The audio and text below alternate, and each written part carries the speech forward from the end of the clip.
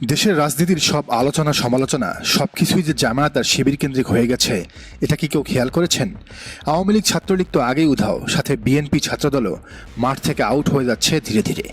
টেম্পু stand, road ঘাট দখল, চাঁদাবাজি ছাড়া মূলধারার রাজনীতিতে তাদের কোনো প্রাসঙ্গিকতা নাই। তো আজকের একটা ব্রেকিং নিউজ দিয়ে শুরু করি ইনিংসটা।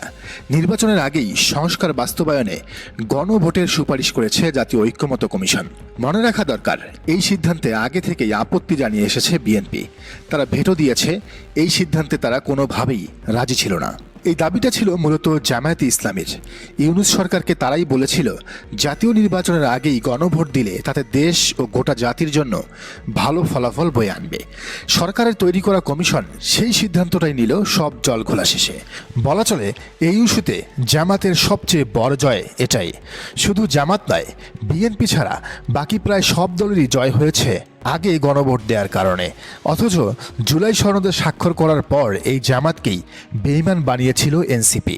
সে সময় এনসিপি বলেছিল, জুলাই সনদ বাস্তবায়নের রূপরেখা পাওয়ার আগেই সনদে স্বাক্ষর করে জাতির সাথে প্রতারণা করেছে জামাত। আর জামাত বলেছিল, যে কোনো মূল্যে সনদ বাস্তবায়নের যে ধাপ, সেই গণভোট সহ সব কিছুই আদায় করে ছাড়বে তারা। প্রমাণ হলো, জামাতের সেক্রেটারি জেনারেল মিয়া গোলাম পরওয়ারের কথাই সত্য। অবুঝ বলেই এনসিপির বাচ্চারা বাপের সাথে লাগতে গিয়েছিল। তো সেই বাপ জামাত এমন কাজ করলো যে এখন ঐকমত্য কমিশনের সুপারিশে যদি বিএনপি বা অন্য কোনো দল ভেটো দেয়, তাহলে পুরো প্রক্রিয়ায় আটকে যাবে, ফলে ইলেকশনও পিছিয়ে যাবে। বিএনপির এসব সিদ্ধান্ত মানা ছাড়া আর কোনো উপায়ই নেই। তবে এক্ষেত্রে এবারের ইলেকশনের জন্য কেবল উচ্চ কক্ষে পিআর রাখার সুপারিশ করেছে কমিশন। তাই নিম্নকক্ষে পিআরের দাবি থেকে হয়তো সরে আসবে জামাতে ইসলামী, মানে ভোট হবে আগের নিয়মেই। তো শুধু আজ নয়, গতকালটাও বাংলাদেশের রাজনীতিতে মূল আলোচনা ছিল জামাতে ইসলামী। শুধু আমেরিকায় জামাত আমিরের সংবর্ধনায় হাজার হাজার মানুষের উপস্থিতি ভরকে দিয়েছে বিএনপিকে। যেখানে তাদের দলের মির্জা ফখরুল ইসলাম আলমগীর আমেরিকায় গিয়ে লোকের অভাবে হেনস্থার শিকার হচ্ছেন, সেখানে জামাত আমির পুরো মহাসমাবেশ করে ফেলছেন প্রতিটা স্টেটে। আজ নিউ ইয়র্ক তো কাল ওয়াশিংটন। পুরো তাক লাগিয়ে দেওয়ার মতো ঘটনা ঘটছে ডোনাল্ড ট্রাম্পের আমেরিকায়।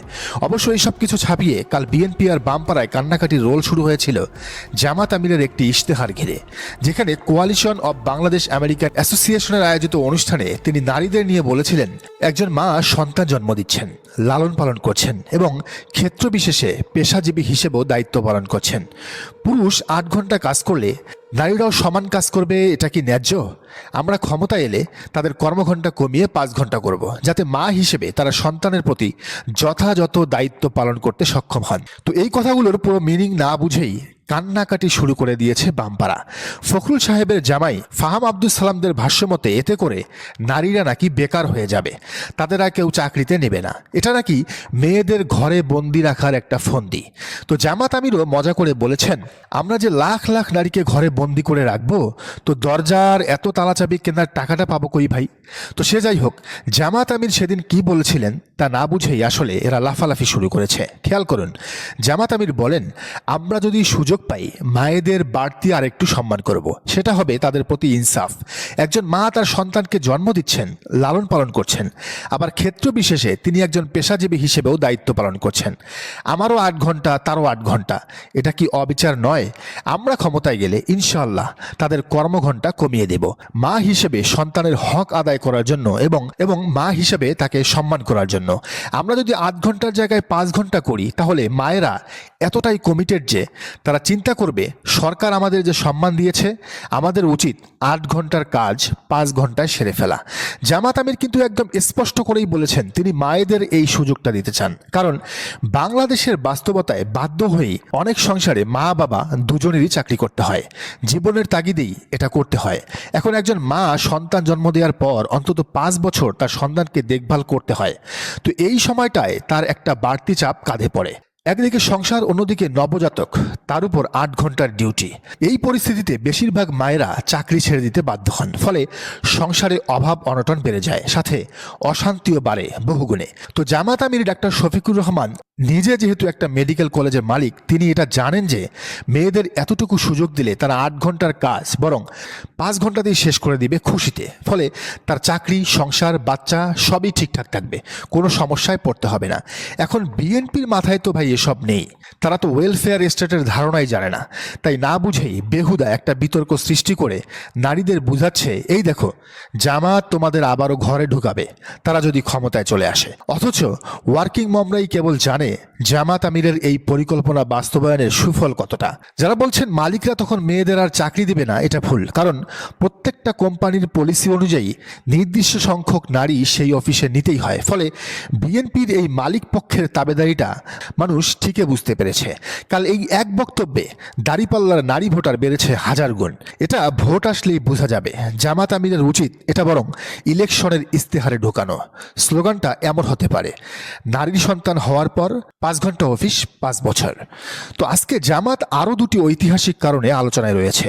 28 অক্টোবর 2006 সালের 28 অক্টোবর আওয়ামী লীগের লগি বৈঠার আন্দোলনে জামাত শিবির তাদের বেশ কয়েকজন নেতাকর্মীকে হারিয়েছিল আজকের দিনেই। আর 2023 সালের 28 অক্টোবরের কথা তো সবার জানা। জামাত চেয়েছিল ওই দিনেই শেখ হাসিনার পতন। সেজন্য ঢাকায় সারা দেশ থেকে 10 লাখেরও বেশি নেতাকর্মী জড়ো করেছিল তারা। যদিও জোটসঙ্গী বিএনপির পিছু হটার কারণে সে আন্দোলন আর সফল হয়নি। মাঝে পঙ্গু হয়েছেন অসংখ্য জামাত শিবিরের নেতাকর্মী। বিএনপির জন্য আজকের দিনটা দুঃখেরও বটে। তো আলোচনায় শুধু জামাত থাকবে, শিবির থাকবে না তা কি হয়? শিবির নেতৃত্বাধীন ডাকসু আজ এই 28 অক্টোবর উপলক্ষে একটা বড় আয়োজন করেছে। তবে তারা চমকে দিয়েছে গেস্ট সিলেকশনে। ডাকসুকে দিনরাত গালমন্দ করা বিএনপির রুহুল কবির রিজভীকে তারা করেছে বিশেষ অতিথি। অথচ কয়েকদিন আগেও সাদিক কায়েমের নাম ধরে বিষোদ্গার করেছেন রুহুল কবির রিজভী। বলেছেন ডাকসুতে সাদিক যা করছেন তা একজন ভিপির কাজ হতে পারে না। আচ্ছা, তো শিবিরের সাদিকের জায়গায় ছাত্রদলের আবিদুল ইসলাম খান যদি ভিপি হতেন, তিনি কি জামাতের কাউকে এমন অনুষ্ঠানে ডাকতেন? ডাক্তার সৈয়দ আবদুল্লাহ মোহাম্মদ তাহেরকে কি দাওয়াত দিতেন? শতভাগ নিশ্চিত এমন উদারতা তারা কখনোই দেখাতেন না। তো সাদিক কায়েমরা একই দিনে আরেকটা বড় আয়োজন করেছেন। বিশ্ববিদ্যালয়ের বোনদের জন্য তারা ফ্রিতে ব্রেস্ট ক্যান্সার নির্ণয়ের টেস্ট করাচ্ছেন। যে টেস্ট বাইরে করাতে অন্তত 5,000 টাকা প্রয়োজন, সেই টেস্ট তারা করাচ্ছেন ফ্রিতে, একদম টাকা পয়সা ছাড়া। অবাক করা ব্যাপার হলো এই আয়োজনে হাজার হাজার নারী শিক্ষার্থী উপস্থিত হয়ে সেবা নিচ্ছেন। সাদিক ফরহাদদের প্রশংসায় পঞ্চমুখ সবাই। ঢাবি শিক্ষিকা শেহরিন আমিন মোনামি তো প্রকাশ্যেই সাদিক কায়েমের ভূয়সী প্রশংসায় মাতলেন। অথচ ছাত্রদল আর বাকছাস কদিন আগেও বলল শিবিরের ওয়েলফেয়ার পলিটিক্স নাকি কেউ পছন্দ করে না। কিন্তু এত এত শিক্ষার্থীর স্বতঃস্ফূর্ত অংশগ্রহণ কি তার বিপরীতটাই জানান দিচ্ছে না?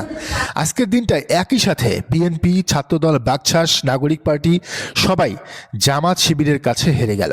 সেটা যেমন জাতীয় রাজনীতিতে তেমনি বিশ্ববিদ্যালয়ের রাজনীতিতেও। দর্শক, আপনার কি মনে হয় জানান কমেন্টের ঘরে। আর এই চ্যানেলে নতুন হলে অবশ্যই সাবস্ক্রাইব করে বেল আইকনটি বাজিয়ে রাখুন।